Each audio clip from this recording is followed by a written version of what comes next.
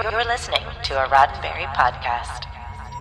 This episode of Mission Log is brought to you by Star Trek Wines. Visit StarTrekWines.com today for limited edition Chateau Picard, Klingon Blood Wine, Kanar, and many more. Use our special code Roddenberry at StarTrekWines.com for an exclusive United Federation of Planets medallion for free. This episode is also brought to you by ExpressVPN.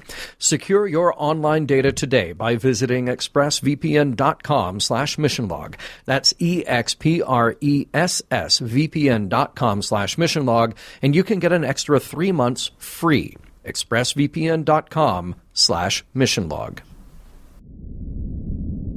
Mission Log, a Roddenberry Star Trek podcast, episode 481, False Prophets.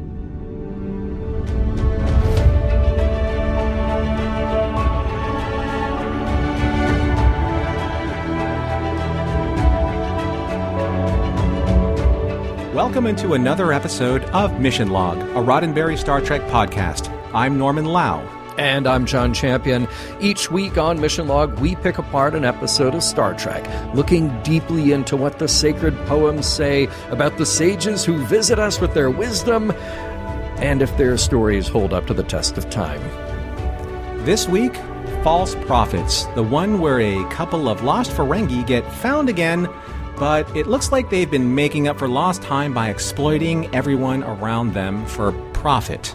So what else is new? Look, I'll be back with trivia, but first Norm is going to tell you how to reach all of us. Mission Log is a conversation about Star Trek. Drop us a line at missionlog@roddenberry.com and join us on Twitter and Facebook at MissionLogPod. While you're at it, leave us a review and a rating at Apple Podcasts or your favorite podcast platform. And please remember, your comments could be used on Mission Log or Engage on the Roddenberry YouTube channel.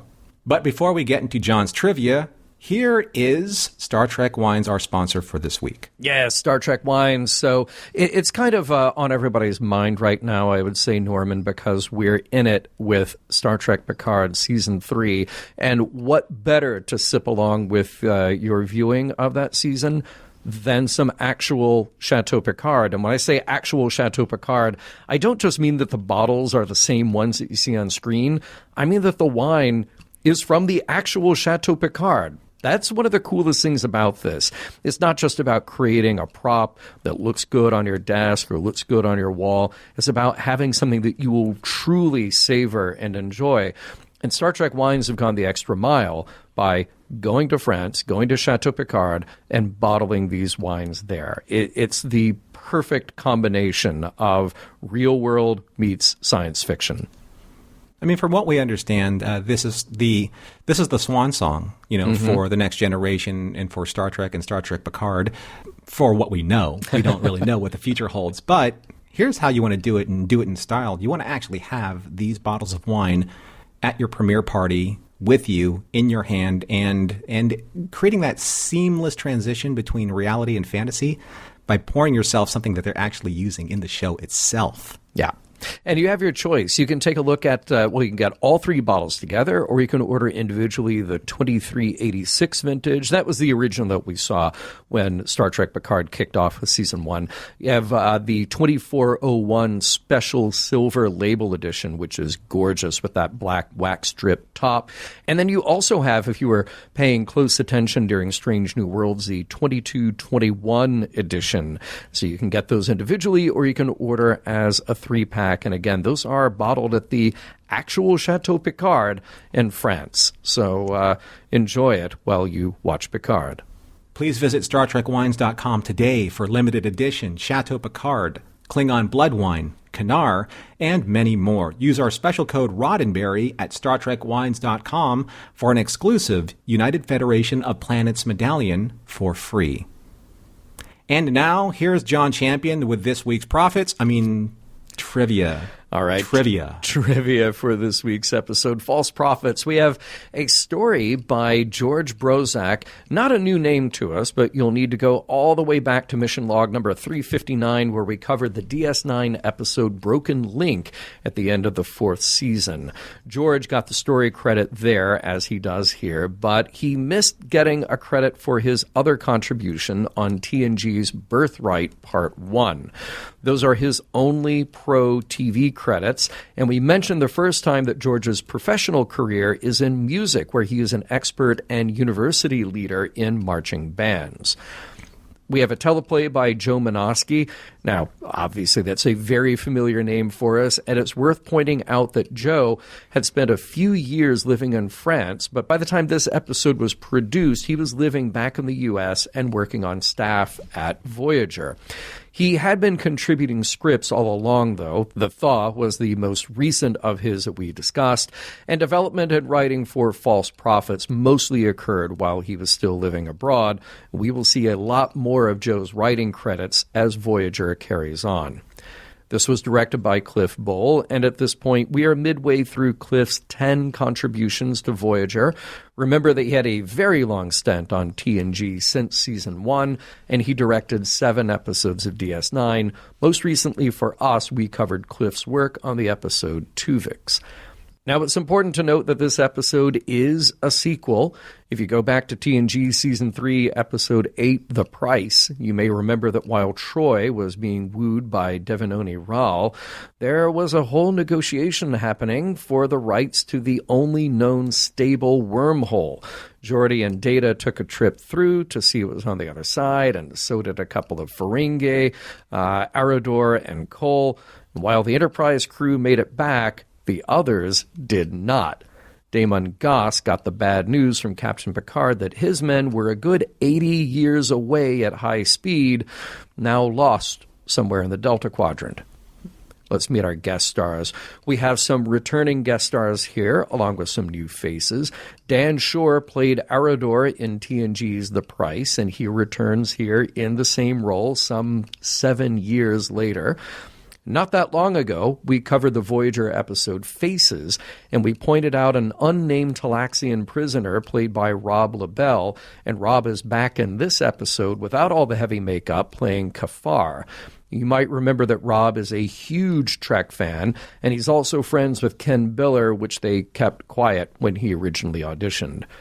Our very own Ethan Phillips appears here, of course, as Neelix, but then he gets to trade in his Talaxian makeup when Neelix shows up in disguise as a Ferengi. Keep in mind, though, that this isn't the first time. He was also a Ferengi on TNG in the 3rd season episode Menage a Troi, and guess what? He will play a Ferengi again in a few years when we are past Voyager. Reciting poetry throughout, Michael Ensign appears in an unnamed role, and it's nice to see a returning guest actor again with far less alien makeup. You can go back to our coverage of TNG First Contact, where he played Minister Krola, and we saw him again in the DS9 episode The Forsaken as the Vulcan Ambassador Lojal. We'll see Michael one more time in an episode of Enterprise. The Sandalmaker is played by Alan Altschuld, who we first met as Pomet, one of the aliens trying to take over the Enterprise in the TNG episode Starship Mine. He has also played a Iridian on TNG, and after this he will be back for one more alien role on Voyager. Then there's the merchant businessman, played by somewhat recognizable character actor John Walter Davis. In addition to the usual round of TV guest roles throughout the 80s and 90s, John has a number of feature films on his resume, like Tango and Cash, Altered States, Starman, and the Star Trek staff favorite, The Adventures of Buckaroo Banzai. This is John's only Star Trek appearance. Finally, the Ferengi Cole is played in TNG by an uncredited actor, J.R. Quinones. When it came time to produce this episode of Voyager, and Cole expanded into a much larger part, another actor was cast, and that was Leslie Jordan. It is so hard to summarize Leslie's career here, since he was a staple in TV guest roles for the better part of 40 years. He started out mostly in commercials and bit parts, but he worked constantly. He had long recurring gigs on Will and Grace, Hearts of Fire, and was very recognizable in Boston Legal. He was born and raised in Tennessee and became an outspoken advocate of the LGBTQ community. In the years of the COVID pandemic, Leslie found a whole new audience with his hilarious and heartwarming social media posts. Tragically, we lost him in a car crash in October 2022.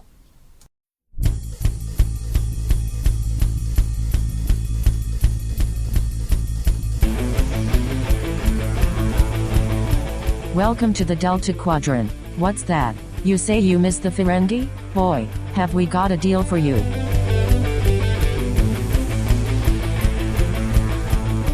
Prologue. What's that you say? A wormhole?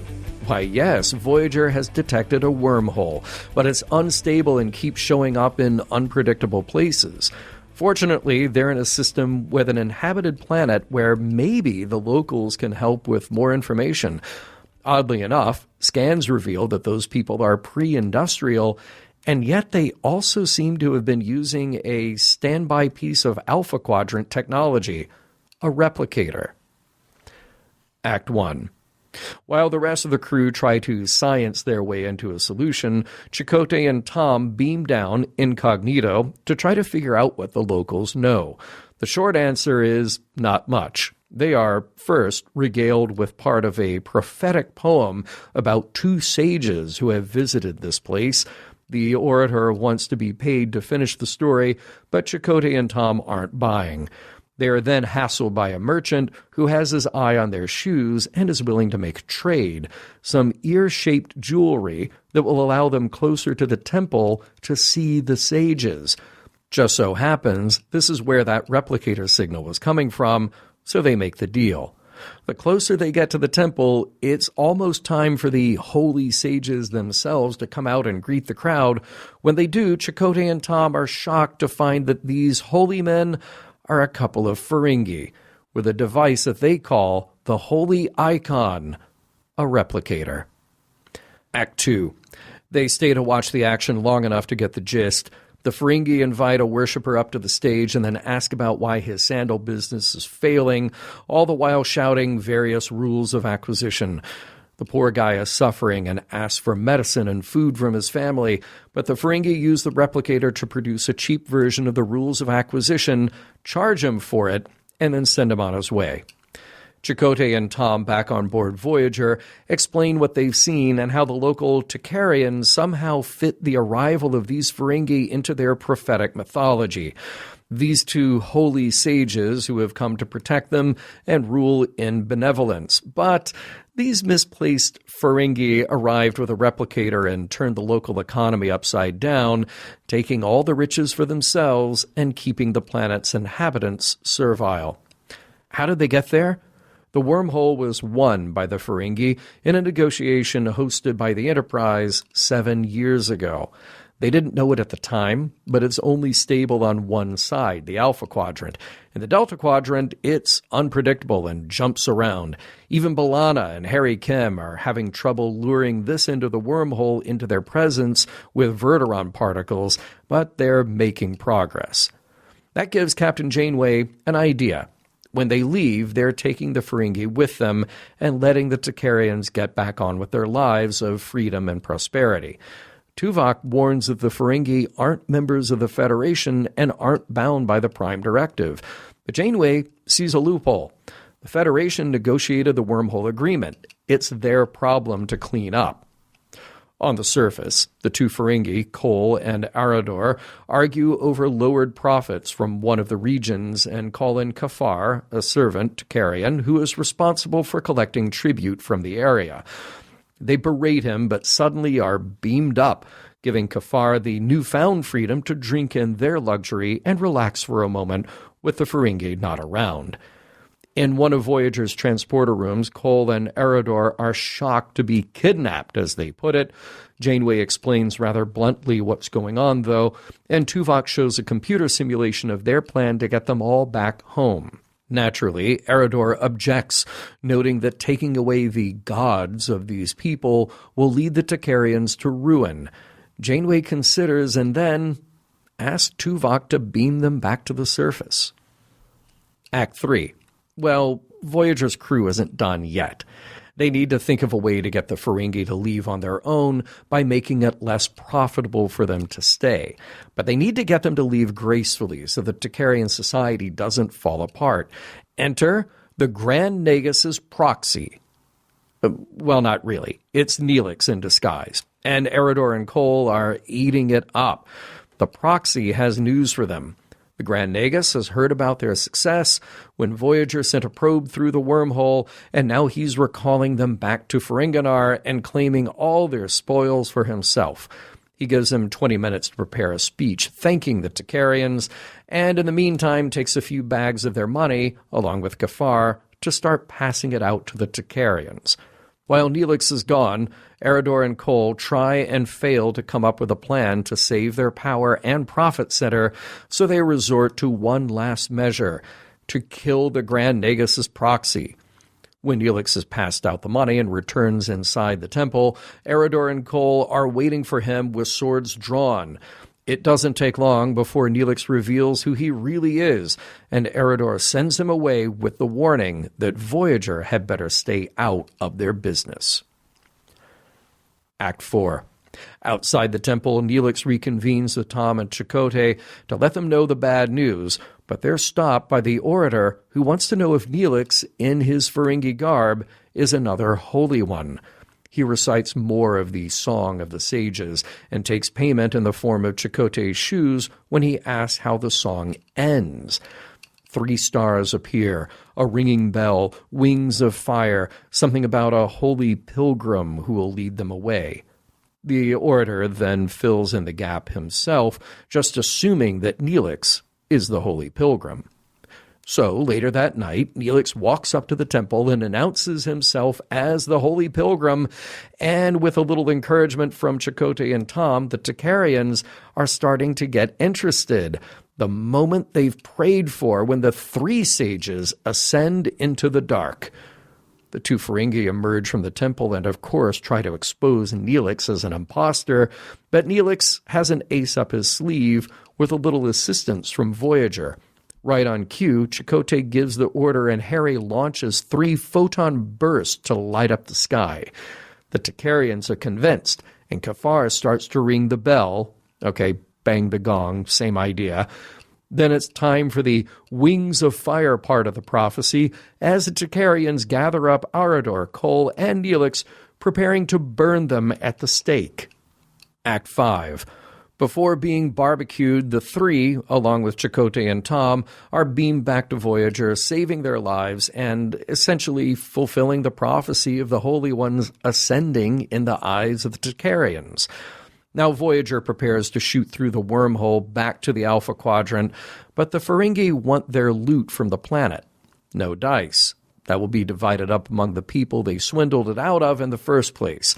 The only thing the Ferengi get to keep is their shuttle, which Voyager beamed up as well. As preparations are made on the bridge, it's very soon that the Ferengi have knocked out the security escort, stolen their shuttle, and escaped. All attempts to beam them back fail, and the gravitational strength of the wormhole has the opposite of the intended effect by dragging in the shuttle and then moving. Voyager attempts to catch up to the opening, but it's too late. The wormhole is gone, and there's no option other than to resume course to the Alpha Quadrant. And as Voyager leaps to warp, one of the Takarians points to the trail in the sky and says that the Holy Ones are going home. The end. Nicely done, John. I know that there's a lot of teching the tech in this. We're going to get to teching some of that tech. There is a lot of tech to be teched here. Yeah. Yes. But for those who are playing the home game, and I texted you this before, and I think I got a big laugh from you and I got a big laugh from Earl. Yeah. This is episode 47 in production of Voyager. So it is. Does that cover like all the 47 references? Because there is a 47 reference. There is a 47 reference, and we have Joe Menosky to blame. He is the one who created that meme within Star Trek, and everybody else kind of latched onto it. So it's only fitting that Joe writes episode 47 of Voyager and slips in a 47. Yeah. There you go. Right? For the home game, check that box. Yep. I never noticed this before because of the way that Tuvok and Harry are divided, with the turbolift in the middle of them. But they're literally divided as the most emotionally different characters in this series. They're left brain, right brain. Yeah. Literally. Yeah. With Janeway kind of like right in the middle negotiating kind of like the responses between the two. Because you had Harry like, I can't believe we found the wormhole. We're going to do this. We're going to do that. And Tuvok's like, may I remind you, with the Tuvok finger. Yeah. And Janeway kind of sided with him, right? Yeah. Getting down to the planet, of which we have much to discuss about the planet. Sure. I do love like the opening kind of salvo with like one of the denizens there saying, you can tell a lot about a man by his shoes. Yeah. And then going like into a whole diatribe of shoes. I thought that was neat. Okay, I appreciated that as well. But I am filled with disappointment that we don't actually see the shoes until later.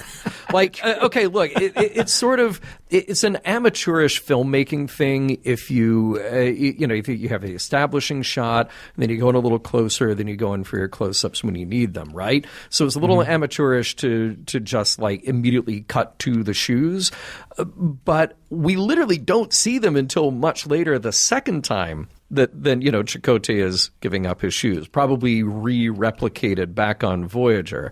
But like, if I were going to make a big deal out of them, how much better that we actually see the shoes. That they are better than the ones that other people have there. Yeah, this is the one thing that the probe that they sent to study the people there, it probably didn't give you the right data for the shoes. Right? There you go. Exactly. Yeah. I love that there are, as we said, there's a lot of teching the tech in this episode.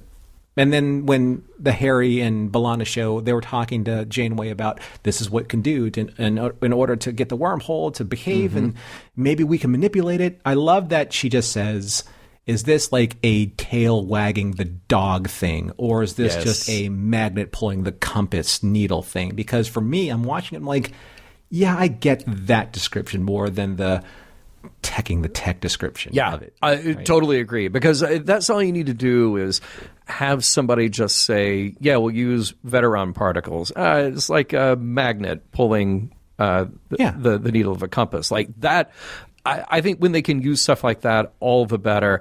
I kept wondering, though, if there's any point where the analogies just aren't understood. Like in the 24th century, how many people have a compass? Or does, or does B'Elanna, having grown up half Klingon, like are her set of references completely different? The tail wagging the targ, I guess, is what you'd have to say there. That's a great point. There's going to be a point in time where rotary dial phone references aren't going to be relatable anymore. Or, I don't know, maybe one point in time, microwave oven references aren't going to be made anymore, So isn't that interesting? You still say dial the phone, and yet you are not dialing it. You are pushing buttons. No dial tone. Yeah. There's still dial tone. Yeah. Or a hang up. You don't actually hang up. You just end the call. Yeah. Or not take the call at all. You just ghost people. Oh, well, that's, that, when in doubt. Exactly. But like going back to kind of like old technology, I do like that there is like this interesting, weird kind of burgeoning industrialization on this planet. And obviously there's a weird focus and maybe a fetish on shoes. Because you have a sandal maker, right? You have a sandal maker pleading his case to the Ferengi. But the reason why I bring this up is because they did a really good job at bringing that whole shorthand for this is how Ferengi culture works. You have somebody who begs for advice, pays for advice, and begging these people. Yeah. Right? Yeah. Yep. Yeah, exactly. They, in a relatively short time, really infected the culture with their own. Yeah. Here's a question, John, for you and for all of our listeners. So do all stations on Voyager have access to here's the plot graphic element of the week, right? Like Tuvok was showing Eridor in the transporter room, like, oh, by the way, here's our plan. And we're just going to go to the transporter console and show you the plan of the week. So I'm glad you pointed that out, though. I'm glad because I kind of had the same thought. And I felt like, well, first of all, it's one of the few times that we've actually used a computer in the transporter room to do something else. But in the greater scheme of things in Star Trek, in theory, all those consoles everywhere could be doing whatever you want that console to do. You could just send the right information to it. So it's kind of cool, like, we're not going to let you out of the transporter room. Maybe they're on their way to the brig, you know, if anything else. Although, you know, there are legal questions about that. Does Voyager actually have any jurisdiction? I'm glad Tuvok brought it up. But he just kind of brings them around the corner and says, here, we're going to bring up this file to show you this thing. So I thought it was a good use of that we don't actually get most of the time. Is it Voyager's or the 24th century's version of handoff? It is. There you go. It is. It is. Yeah. Yes. Handoff for you Android users is the iOS version of all of their all of their file sharing. I guess it's what it is. Mm-hmm. Yeah. Right? Yeah. You start one job in one place, pick it up on another device. Yeah. Right. Yeah. I love Janeway's reaction to Eridor's explanation of what would happen if she removed them as gods. So there's kind of like this reverse reaction scene that she had where these are these like great like Kate Mulgrew moments, these nuances where she looks like she's, damn it. Yeah. I hate what they've done, but he's not wrong. We're going to come back to that for sure. Yeah. Yeah. Because the damage has kind of already been done. Yeah. All right, John, here's the big Grand Nagus, not Grand Nagus in the room. Ethan as a Ferengi. Oh my God. Pardon the pun, but that is freaking gold, Jerry. Gold. Right? I mean, like, Ethan as a Ferengi is amazing. Post, current, and then obviously future version of, you know, his version of a Ferengi. But here's the bigger question. Yeah. These Ferengis, like, they seem to be pretty smart. Eriodor seems pretty smart. Yeah. So how does he actually even begin to fall for this deception? Well, that's part of the brilliance in, I guess, in-universe. Neelix must have studied a lot of Ferengi culture because it's a relatively short time from when they come up with a plan, presumably send him down to sickbay to get a little plastic surgery to look Ferengi. And then he's down there spouting off rules of acquisition, making things up, covering for himself very well. I guess that's his whole background as being a traitor, but kind of a schmoozer in the Delta Quadrant. Yeah. Yeah, that's fair. Yeah. And I have to say, I love how these particular Ferengi and so many before them, they immediately play down their success when they're outranked or threatened with someone encroaching on their business. It's like everything is brag and boast until somebody is the higher ranking businessman shows up like, oh no, it's very small. It's not that profitable, you know. Like Brunt. Yeah, right? yeah, exactly. Yeah. And by the way, of course, here's our 47. It's the full edition of the Rules of Acquisition with 47 commentaries. And I forgot the other numbers, but like 10,000 footnotes or something. That was fun. Yeah. I like in the scene where the actor who played Eriodor, it was a very natural scene where he's looking at his pad or his Ferengi version of a pad. Yeah. And he's coming up with all of these different search like quotas, you know, and it's very natural. It's almost like that's kind of like what somebody would do today. Yeah. You know, if they were looking up something, you know, for like a law or a precedent, you know, or some kind of like legal loophole, because he was looking for, okay, let's put these parameters in and then we can fine tune these parameters. Oh, there it is. Yeah. And I was like, wow, that's oddly very dynamic to today's kind of like use of the internet. Yeah. I thought it was neat. Absolutely. Honestly, a bit surprised the Ferengi didn't also want to kill Neelix when they realized who he was. Like, oh, you're from Voyager? Okay, you have no jurisdiction here. We're going to kill you. We're ready to kill you as an imposter, as the Grand Nagus' proxy. We will definitely kill you as an imposter. But they didn't use him as a warning. Okay, I get it. So if the audience may indulge me for a moment, as you as well, John. Oh, sure. So when swords show up on any series, it's something that makes my ears kind of perk up and like, oh, a sword. Because I've said this before on the show that one of my favorite fandoms is Highlander, and I have spent a lifetime of poring over catalogs of swords that either I've collected or I can't buy or I shouldn't buy or I have talked myself into buying. The swords that that the two Ferengi use. Yeah. They are known as the Marto series Barbarian Fantasy Swords. I knew them on site. Wow. I'm sorry. I'm going to be that guy. I'm an expert. That's awesome, I am an expert on though. swords. How cool. But there's an interesting level of production that you see here with swords because swords are very dangerous. Obviously, real swords, real steel swords are very dangerous to actors. But you can see in the fight scene, in this particular scene, where Cole and Eriador are swinging their swords at Neelix, at Ethan, Johnny, where you can see in static shots, they are using hero swords, which are very reflective and very polished. But in the action shots, they are using either aluminum or rubber swords, of which you can actually see them bend and flex as they swing the sword or stab a chair. Yeah. So nice. It's just funny. And also at timestamp 30 minutes, 21 seconds, they're pointing their swords at Neelix, who's the Grand Proxy. Yeah. And they actually clipped the tips of those swords to make them look a little bit more alien. And the blade itself is a little bit more kind of staggered and alien looking. But it actually makes swords like less effective because they don't have points and they don't have blades. They just have these very alien looking appearances and silhouettes. Yes, I'm going to say I'm an expert at swords. I love it. I love it. That is some great insight. Yeah. That's why we have your expertise. Well done. Well done. We all learned something here. Neelix learned something here, which is he learned the rule. When the Order stops and asks him if he is a god, he says yes. That's a general rule. Yeah. That is a general rule about godhood. Here's another one about godhood. So when the guy with the eye patch is trying to sell his story again, to Tom and Chakotay, he's wearing it on the other eye. Right. It reminded me of the whole Mel Brooks' History of the World Part 1 Moses scene. Where he's like, wait, this is on this eye? It should be on this eye. It's like, no, the 15? 10. Oh, 10 Those commandments for all to obey. It's very ludicrous. He's pretty great. Michael Ensign is awesome. And I do love the back and forth when they're on that kind of stage at the temple. Like, this man is a false pilgrim. I am not a false pilgrim. It's like, yes, you are. No, I'm not. Like, how else could that conversation possibly go? It's just, I mean, that is the only way it could possibly go. Neelix does have some technology on his side, which is cool, but that's literally just the religious argument. Like, he's false. No, I'm not. Okay. you know?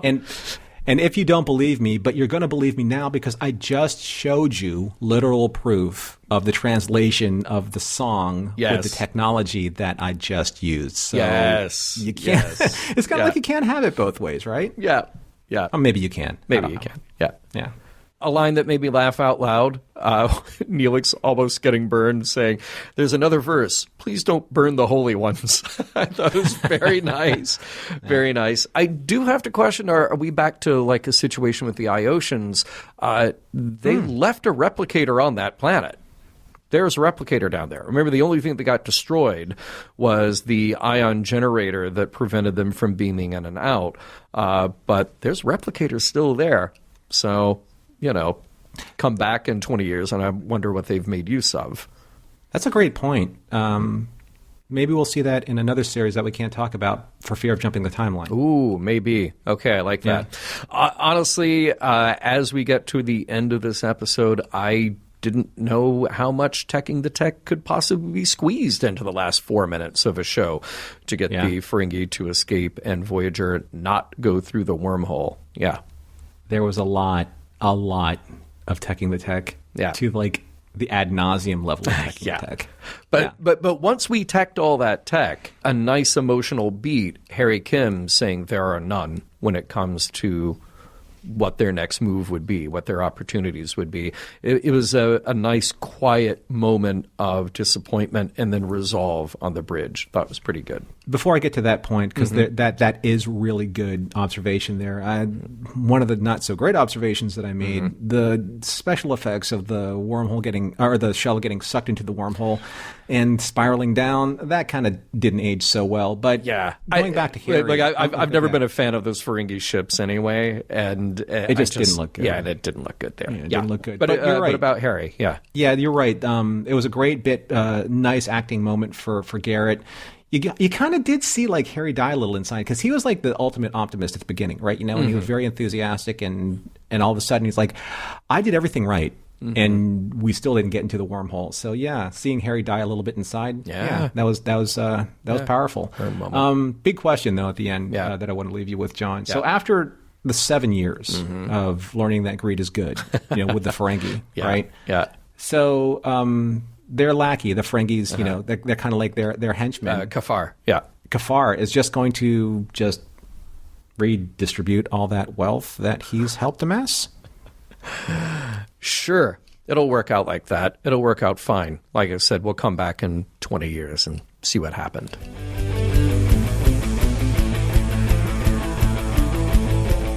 Did you hear the one about the Ferengi whose replicator stopped materializing every item in the middle? Everything was half off that day.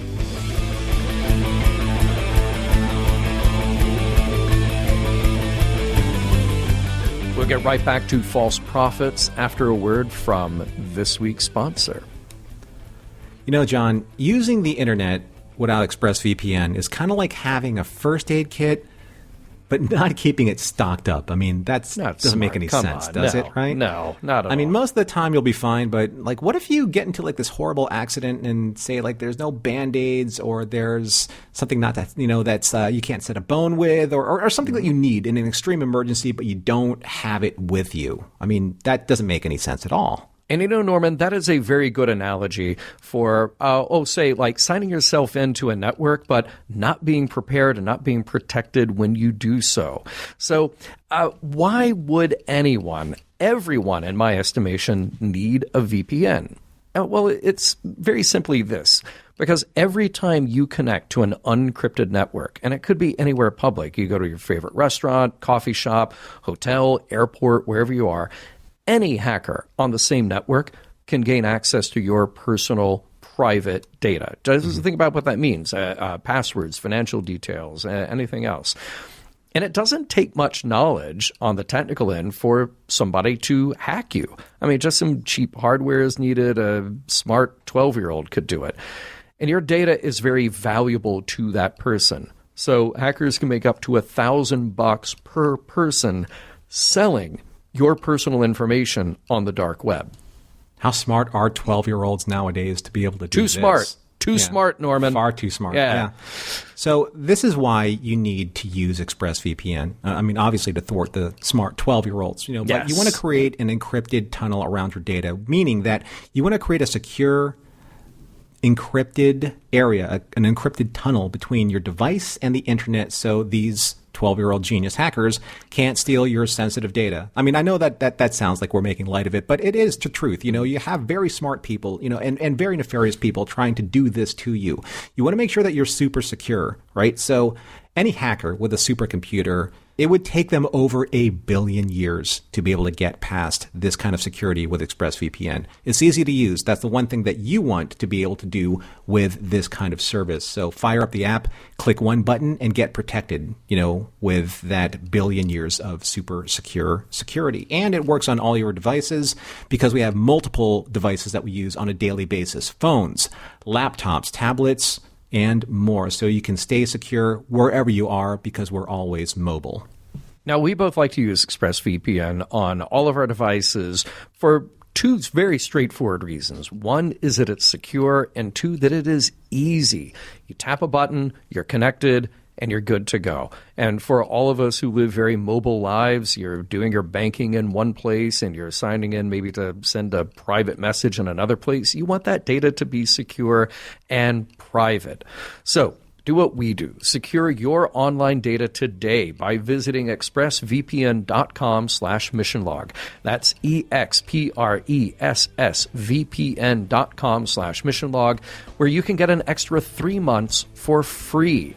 expressvpn.com/missionlog. Norman, somebody you brought up in the last segment that I felt like needed a little more attention because there are so many what-ifs around this guy, and that's Kafar, the sort of servant that the sages had taken under their wing.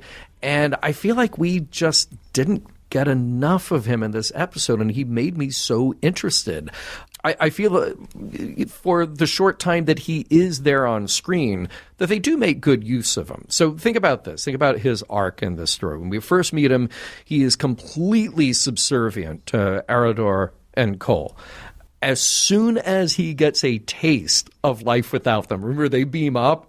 And in 0.2 seconds, he's on that chaise lounge, just hanging out, taking in all the treasury around him, and he is ready to experience all that luxury for himself. Then, as soon as they are back, he's back to his old role. But there's a hint of his independence, partly like by calling Cole the lesser sage, and by the end, he has to be the one who rings the bell to usher in the next phase of the prophecy because he has been around them too long and he knows what it's like to have the spoils of power and profit. So I ask you and our listeners, what becomes of this guy? Like, there's one way to look at it. We end the episode with him standing there handing out money, because very wisely they had him go along with Neelix as, the proxy to see that in action, to see the lesson of sharing, of benefiting someone else. So you kind of have to have somebody like him aware of that, or else it doesn't make sense at all to see that again at the end. But there he is handing that stuff out. How much time goes by? Can these people live without their quote-unquote gods to show them what to do? And do they at some point hand all of that out and then get greedy again when somebody feels like they don't have enough? I mean, I like that you brought him up, because I think that he is the kind of character that would be kind of like our proxy as the audience, where we would see a character who has, in the 7 years that, and Cole said that, it's been 7 years of profit and it's been great. He said that closer towards the end. So we understand that the timeline, at least from when Arador and Cole landed on this planet, has been at least 7 years. So there's been an established, there's an established kind of like manipulation of like this planet, these people, and especially Kafar, right? So what happens when that influence has been removed? Has he been conditioned in a way where he's going to continue that, or in the way that we see him as our stand-in for the audience, we don't really see kind of like I guess the pushback, where we see that he's been abused, where he wants to push back, where he gets to actually enjoy the chaise lounge, where he has the venom in calling them like the lesser sages. We don't see kind of like those moments where he's been slighted, where he feels like he has been wronged, in the model of this kind of like this capitalistic exploitative model, that the Ferengi like build their society upon. And it would have been great, and I think that it would have resolved earnestly and honestly if that happened to him throughout the course of the episode, where he would do all these things for Cole and Arador, and he would get like kicked or beaten or chastised, and all of a sudden his comeuppance is has been kind of like resolved in, I'm going to disperse all these funds to help my people who I've also helped subjugate, right? Yeah. So yeah. Well, it's still one of these great what ifs. Like, what happens to that guy? What happens to this whole culture now that they apparently were prospering in one way before the Ferengi showed up? And in 7 short years, the Ferengi made a mess of that. Can they go back to their pre-Ferengi days? Or are they so wrapped up in their mythology that it prevents them from being able to take proper steps forward? And that, my friend, that is where I want to get to another point that you brought up in the last segment, and that is about Janeway's reaction to what Arador tells her about the gods. Right. What happens to a people when they lose their gods? Despair, fear, confusion. Now, you reacted to her reaction, and Kate is just like the master of reactions. You don't need to put words in her mouth to be able to feel what she's feeling, and it's all very genuine and absolutely true to the reality of the moment. I'm going to step in here, though, and say that I'm surprised that Janeway was swayed by that argument. And I wanted a little pushback from someone, maybe Tuvok, maybe someone else. More pushback, more discussion, more exploration by showing instead of telling. I feel like that is not a great argument for why people need an authoritative figure like a quote-unquote god. And you can replace these Ferengi with whatever version of that you want. Because the premise there is that people, and I think it's no mistake that the Takarians don't have makeup. They're human. They really are as close to human as anybody we have come across in the Delta Quadrant. Now, partly that is a production choice because you do have extensive makeup on the Ferengi and then a third Ferengi when you throw Neelix in there, so you got to minimize what you do with the others. But they are very straightforward, just pre-industrial humans, very relatable on that level.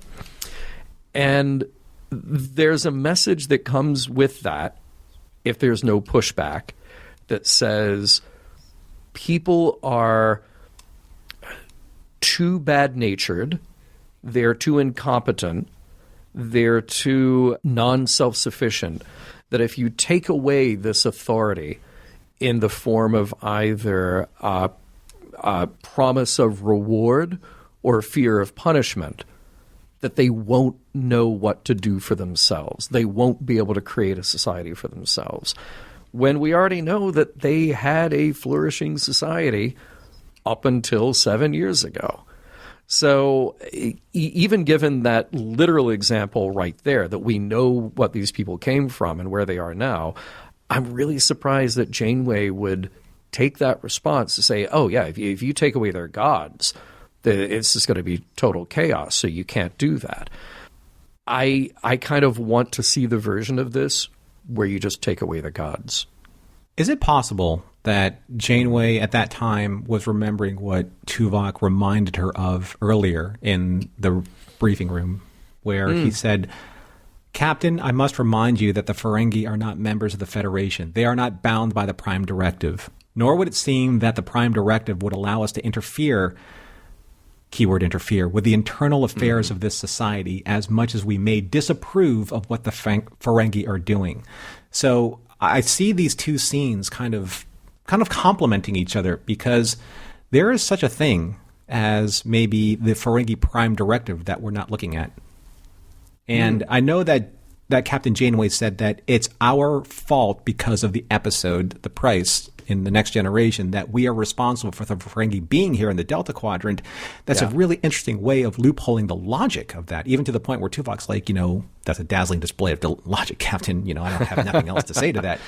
But at the same time, though, there is something about the Ferengi already establishing this belief system in the society where even Janeway's like, well, if I enforced the Federation policy to correct this mistake that we created after the fact, what do I do to the society in general? Right? So there's a power vacuum that happens when, you remove this kind of mechanism, from a society. Again, going back to Kafar, like if you remove all of this, what happens to somebody like him who has been indoctrinated by this Ferengi capitalist cultural model? So it all kind of like works on each other. If you remove the Ferengi's Prime Directive of how they created the society, what do you do to the people when that power vacuum has been removed? Ergo, what happens to somebody like Kafar who has been trained to act a certain way? And if you don't rehabilitate somebody like that, he's only going to manifest the Ferengi's model in his own way, which we don't get a chance to see. And I love the fact that you bring up the Sigma Iotans from A Piece of the Action, because it's exactly what happened, or what we think would happen, right? But is that the case? Are they so malleable that in only 7 years, because it at least appears that the people on that planet live, at least what we would consider to late middle age, if not beyond, would they not go back to what they had learned before? Or do they, they take a little while and sit there waiting at the temple until nobody shows up and realize they have to get on with their lives?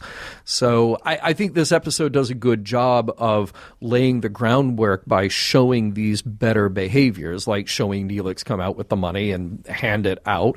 Kafar has to be there to see that. He has to see that it has an effect on people. So, yeah, I mean, those pieces of the groundwork are laid to make that transition smoother, even if it wasn't part of the original plan. They do manage to go through with it. And I do get what you're saying that, yeah, Janeway may have been having some second thoughts about that conversation that she had with Tuvok, because he does raise a good point. I guess, this is sort of jumping ahead to my final thoughts in the episode. I guess I can't. No. I know. I'm jumping our own timeline. But I can't help but hold this episode up as kind of the Funhouse mirror version of Who Watches the Watchers. Because that's an episode where, okay, we've already screwed up the non-interference. And we've also realized the path that these proto-Vulcans, as they call them, are pretty much laying out for themselves. And it takes a guy like Picard to say at the very end, like, no, I've got to say to them that I'm not a god and there's not a supernatural thing for you to answer to. You got to figure it out on your own. And I know that this story isn't going to tell that story the same way, but I was kind of waiting for that moment. I think the issue here is how much of this can Janeway unravel? I mean, I know 7 years is a very short period, and I there is a fun kind of anecdotal way of looking at it: 7 fat years, 7 lean years. That's the way that kind of Cull described, like the amount of profits that they amassed. But in 7 years, and the amount of technology that they brought, the replicator, that's magic. And I really need to bring up Arthur C. Clarke's third law. Right, the third law of... Yes. Okay, so before I get way ahead of myself, I want to make sure that I lay this out exactly the way I wrote this down. So Chakotay says to Janeway earlier on, what they've done, the Ferengi, is that they've co-opted the local mythology by using advanced technology like the replicator to convince the people that they're the two sages spoken of in the poem. So this references Arthur C. Clarke's third law, and I'm citing the Memory Alpha definition of this, which is essentially the Wikipedia and the general definition of this. Arthur C. Clarke's third law was a philosophical concept devised by the human author Arthur C. Clarke in the 20th century. In it, Clarke proposed that, quote, any sufficiently advanced technology would be indistinguishable from magic, end quote.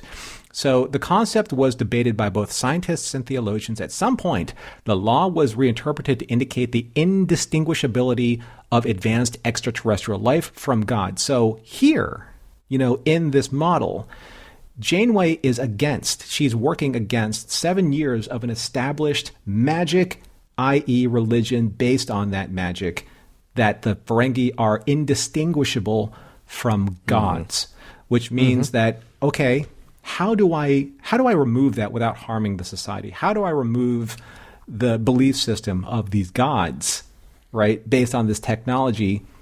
And does she have the right to do that based on, do I respect the actual prime directive?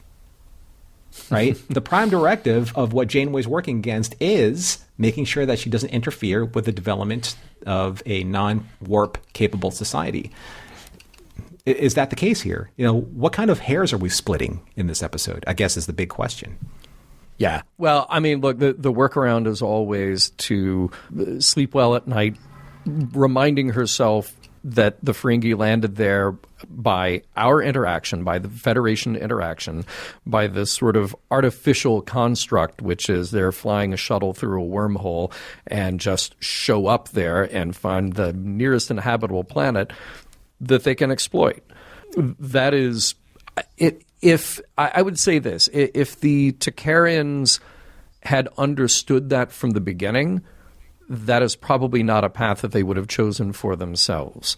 But the problem is, you don't have a moment, you don't have a scene in this episode like you have in a lot of other Star Trek, where the captain or somebody from Voyager reveals themselves to one of the locals for who they really are, to say, no, here's what's going on.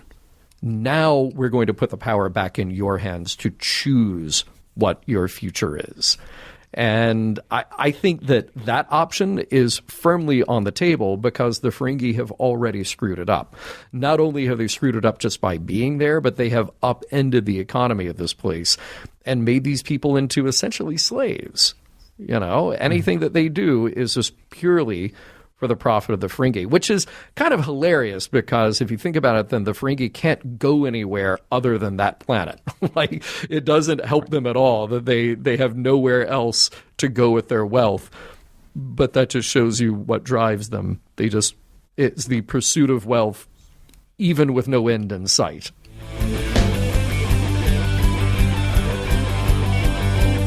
Let the Ferengi be gods, or remove the gods. There's a third option no one considered. Beam down a bunch of pairs of Crocs and become the new gods.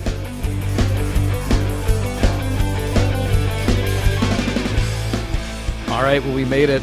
There's only one last thing to do, and that is to, pay the holy sages and make our way out of the temple. So end of false prophets, and now is the point where we decide if the episode holds up and if we walked away with any messages, morals, or meanings from it. So, Norman, what do you think? Does the episode hold up for you? Well, I have a question for your question, John, to start off with. And maybe just to see kind of like the conversation in general out there. So the question is, are Ferengi episodes a contractual obligation in developing content for a series? Because I really can't come up with any other reason why this episode would have taken up, say, a slot in a series and writing and production resources. Because, am I tipping my hand? No, you know what? The reason is Ferengi are popular. Yeah.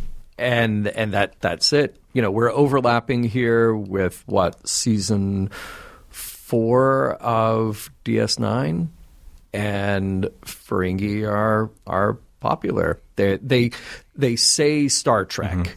So that's what's happening here in 1996. Yeah. Is you're kind of reminding the audience, like, oh, hey, don't worry about all those nondescript Delta Quadrant species that you're seeing. Don't worry about that. We're still Star Trek. We still have something that you recognize. Here's some Ferengi. I mean, I guess that works if like everyone's watching all the series all at once. But maybe if people are just watching Voyager for Voyager, then that might need a little bit more explaining, as you just said. So using the scene with Neelix as the grand proxy as my big example for a big issue that I have with science fiction in general, I think the one huge pill I always have to swallow with episodes like this is believing that, say, communications, and especially with Voyager's technology and with the universal translator, that's the the comm badge, that everyone can still like understand and speak the same language as the natives, or in this case the Ferengi, no matter say how primitive like language may be. Because there's this wholesale admission or acceptance that the communicator is broadcasting the translated conversations. But like, if you were looking at it, say, from today's point of view, like the lip syncing doesn't work. The conversation may not be completely translated as needed. And that's something that, maybe that's, a point of contention as a critique. But once you swallow that, once you say like, okay, you know what, Norm, just get over yourself. This is the 1990s. This is the way Star Trek is. Deal with it. Move on. Yeah. I'm like, okay, I will. I'll deal with it and I'll move on. But I have to make that point. Because... But here's the thing. But you're bringing up an interesting point, because in Star Trek they created this idea to say like, oh, okay, well, in TOS the Universal Translator was this thing that looked like a Graflex flash rod. It essentially looked like that. But now we're saying like, no, it's way smoother and more discreet than that, and it's part of the comm badge. But when you invent the technology like that and say, here's how it works, then an episode like this rolls along and you're like, oh, wait a minute, if I think about that for even half a second, that'll take me out of it. And so that's kind of like the reality of it. But at the same time, though, maybe that's kind of like the era that we were living in the 1990s with science fiction. Yeah.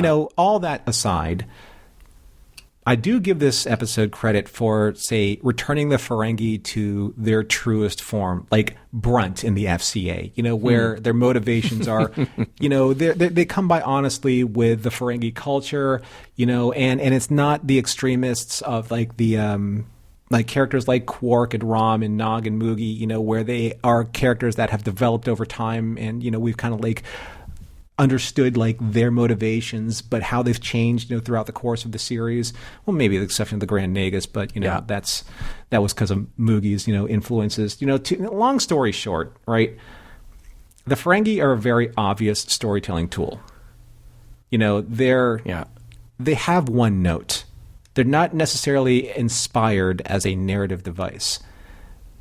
But saying that, I do think that they were well written in this episode. They're very consistent in who they are. We understand who the Ferengi are as a culture, and they are representative and reflective of how they were introduced in, like, say, the Next Generation, developed over the course of time, and then Deep Space Nine, et cetera, et cetera. But that's really kind of like the most positive thing that I can say about this episode, is that they wrote the Ferengi consistently.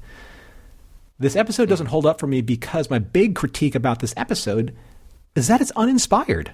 It's uninspired and in a sense uninspiring, because it doesn't really do anything to inform us as an audience about anything different about what could have been done in the Delta Quadrant with maybe other species who are just maybe similar or worse than the Ferengi. So uninspiring should never be a word associated with the brand of Star Trek in any way. That's my biggest issue with this episode, John. Yeah, how about you? Okay, all right. I'm going to take up some slightly different positions from you here, though, and that's why we do this, is because we want to have this free flow of ideas here. To me, I'm partly looking at this episode through the lens of what I think they wanted to accomplish versus what they did accomplish. And the problem is, I feel like anybody who has been watching Star Trek for long enough and exposed to Ferengi long enough and exposed to Star Trek's kind of overall history long enough, you're also watching it with, okay, what did they think they were doing by trying to tell this story versus what they actually finished with and put on screen for us to see. So to me, I think that there's something nice about seeing Star Trek try, maybe not always succeed here, but try to serve up the story that is a straight up parable and built upon, I like building upon this little footnote in a prior Star Trek episode, because I don't have to have seen that episode in order to get what's going on here. It helps if I know who the Ferengi are, helps if I know their motivating factors, But that's the kind of universe building that I do like, that's not shoehorning in like every reference, every character, and making every action center around what fans have already seen. It's like it would have been a different thing if then we were name dropping. Okay, well, Captain Picard did this, and then this happened. Like, no. All you had to know is just the Enterprise, wormhole, Ferengi. And I had forgotten what episode that was from. I had to go look it up.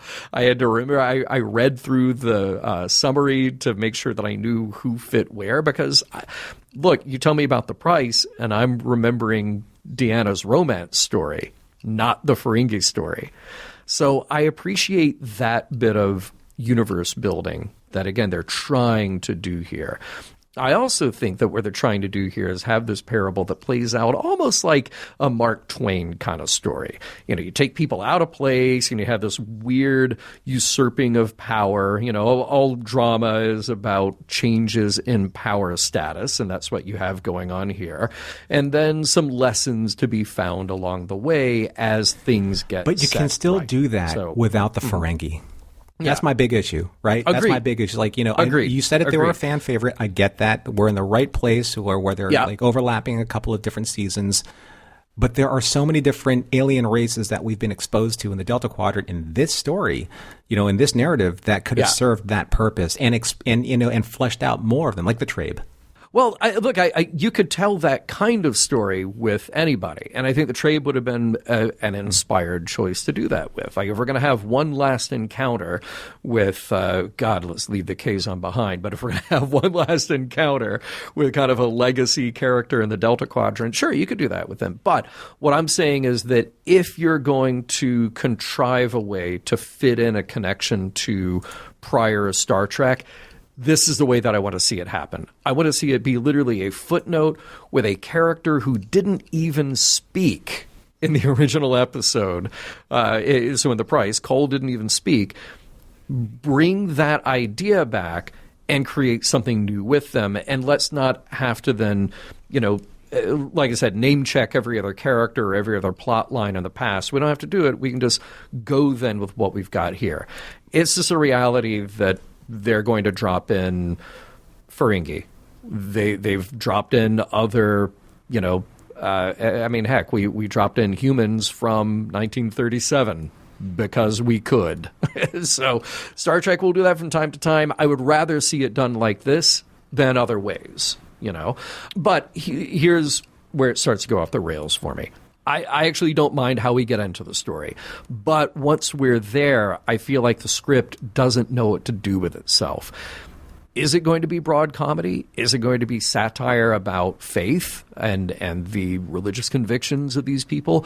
Are we going to get into the nitty-gritty with some lessons to be shared with the audience? I don't think we're getting any of that. It's just sort of all over the map about what is trying to fit into the story. And this one is Voyager trying to, like I said, it's trying to do Who Watches the Watchers, but falling short because it's the Funhouse mirror version of that story. And it also falls into that Gilligan's Island trope again about being so close at the end, but then we have to contrive a way for the guest stars to get home, but leave our regulars stranded. That's just the way those stories always work. So, and look, I feel bad about saying this because I am a fan of Leslie Jordan, but I think our two Ferengi guest stars aren't particularly strong. So you've mentioned Brunt a couple of times here, and that's what I think of. I remember the Ferengi actors who really stand out, Armin and Jeffrey Combs and Max and Wally Shawn, and those are the ones who you remember. And when this episode came out, we've had a lot of them on DS9 already. I will be hard-pressed to remember specifically who these two are, other than that kind of generically speaking, okay, Leslie Jordan played a Ferengi once. So I think it only holds up as an excuse to get some Ferengi into Voyager. And the pretense for doing it, I like that footnote from TNG, but I wish that the episode took everything to the next level and said, okay, if that's going to be our premise, now we're really going to use some teeth and tell a great I'm going to add story. Aaron Eisenberg in there before you get emails. So I'm just saying, Oh my God, of course. Yeah, I know. Of course. Yes. We do notes. Sometimes we miss things. Yes. But I don't want you to get the emails of not adding Aaron Eisenberg to the list. Yeah. No, of course. I mean, it's just outstanding. And so that's where I come up short with this episode. It's like, okay, if we're going to do something that we're going that far out of the way to try to be clever about fitting in Ferengi and doing this story, like, is there really a point? Is there a moral meaning message?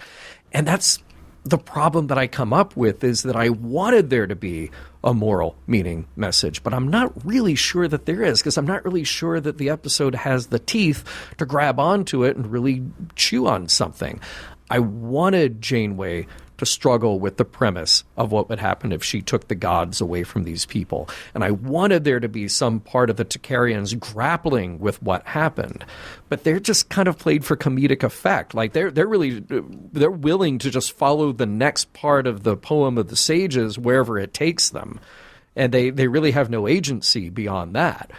I wanted there to be something else happening in this episode that made me think like, oh, wow. All right, now they've really come across a conundrum that they can't solve easily. But instead, the solution is all tech-the-tech solutions. It stops being about the philosophy of the situation that they're in. And it just becomes the mechanics of, got to get rid of these Ferengi, got to keep Voyager stranded in the Delta Quadrant. I think there are interesting moments along the way, but they're always just sort of a step behind actually approaching the important topics that they could have dealt with here. So we end up with a relatively light comedy Ferengi episode, and that's about it. And if you found more interesting morals, meanings, messages than I did, please lay them on me. Here's something interesting before I get into my response. One of the things that Janeway, I think, got really kind of like caught up with, and they didn't really develop it that well. She did make a stance about it's our responsibility as the Federation to solve the issue with what happened with the Ferengi, because it's our problem, it's our fault that they're here. Okay, I don't have a disagreement with that, and they made that point specifically, but everything else after that had to do with how are we going to use the religion to manipulate the people in order to get the Ferengi off the planet, but in order for us to also satisfy our agenda as well? Because it's not like that they're using their prime directive, the Starfleet prime directive, as a means to try and do the right and honorable thing by these people. They're doing it. They're using it as a way to get the Ferengi off the planet and try and fix the problem. But at the same time, though, there's the whole thing with Neelix at the end. It's like, well, look, we're going to interpret like the rest of the song that no one else is talking about, with our technology being able to apply the reality of what this song is saying to these people and say, hey, look, there are those 3 starbursts. Boom. Technology can deliver those to you. Yeah. Et cetera, et cetera, et cetera. So it's not like they're doing it for the right reasons. Right? They're not doing it for well, if we actually apply the prime directive specifically to this situation, technically we really shouldn't be interfering at all. But we have to, because we have to, right? Yeah, the have to is in quotes. So that's kind of like, that's where I find my biggest issue with, like, say, resolving like Janeway's motivations in this episode. So I don't really find a specific moral with this episode, because I think just in order to find a really good moral in an episode, you actually have to have a really good episode to find that kind of inspiration, and I don't think that we have that here, to be honest with you. Yes. But I did find a meaning in it, and I don't want to be completely dismissive of this episode, because I do think that there's one thing that this episode did really well, and that's lean into the literal interpretation and layers of the actual title, because we love playing the title game, right? So the meaning I found in this episode is the literal meaning in the analysis of the actual title. I do appreciate the fact that this is probably perhaps the one episode that leans into the title on a variety of different levels. False prophets can be interpreted in a variety of different ways. Say, number 1, the exploitation of profits by the Ferengi on these unsuspecting pre-industrialized people. False in the sense that they are not creating profits for the sake of developing and building their own culture at the dawn of their own industrial age. That's one interpretation of the title. Another one is understanding the homophonic differences, big word, I know, homophonic differences between prophet and prophet, F-I-T or P-H-E-T, the Ferengi being the latter. Yes. False gods or sages that come from the sky who then literally and figuratively capitalized on my first point.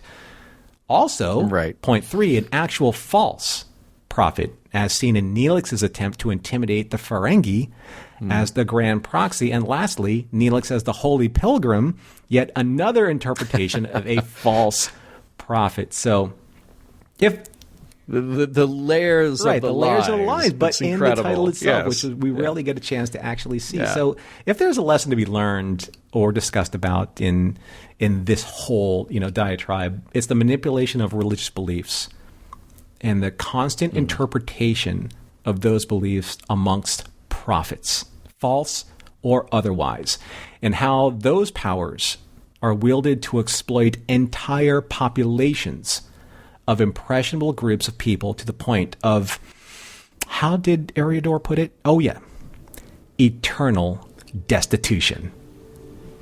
Not that!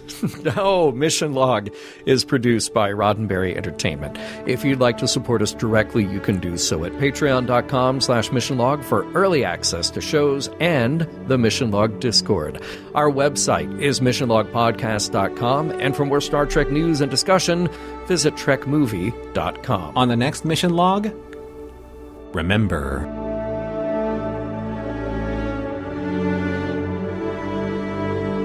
Some of the music for Mission Log provided by Warp 11, online at warp11.com.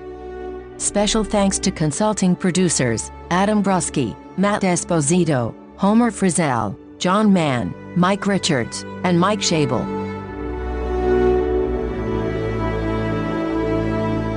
Maybe this Ferengi episode wasn't all that, but I still don't miss the K-Zone.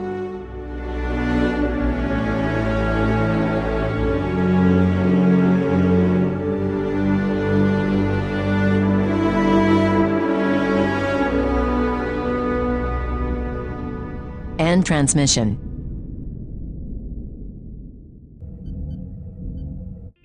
This is a Roddenberry podcast. For more great podcasts, visit podcast.roddenberry.com.